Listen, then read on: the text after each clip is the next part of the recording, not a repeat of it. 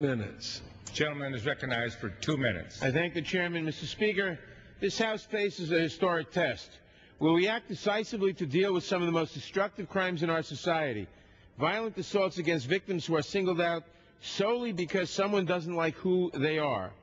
Whether committed because of the actual or perceived race, color, religion, national origin, sexual orientation, gender identity, or disability of the victim, these violent acts are particularly reprehensible because they target not just an individual but an entire group. These crimes do and are often intended to spread terror among all members of the group. They are intended to say to members of a group, don't be who you are. Don't go where you're not wanted. Do not exercise your civil rights to be yourself, to speak publicly, to go wherever you want. This bill enables the federal government to intervene so as to punish such crimes and protect the rights of individuals and of groups unpopular in some quarters. Do not believe the scare tactics. This bill does not criminalize thoughts or speech. No one will be prosecuted because of what they say or think. No preacher need worry about a sermon. Only crimes of violence are punishable under this bill. The law routinely looks to the motivation behind a criminal act and treats the more heinous of them differently.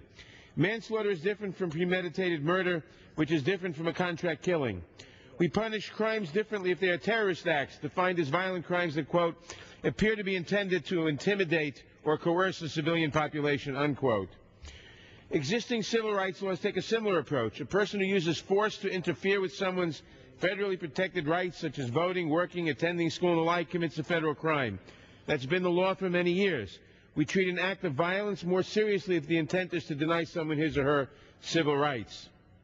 The only question this bill presents to members is whether we believe people assaulted violently because of their identity deserve federal protection. For many years, Congress refused to adopt anti-lynching laws. Those were not proud times in our nation's history. We now have the opportunity to do the right thing. I hope we do. I thank you. I yield back. Gentleman yields back his time. Gentleman from Texas. Mr. Speaker, I yield 1 minute.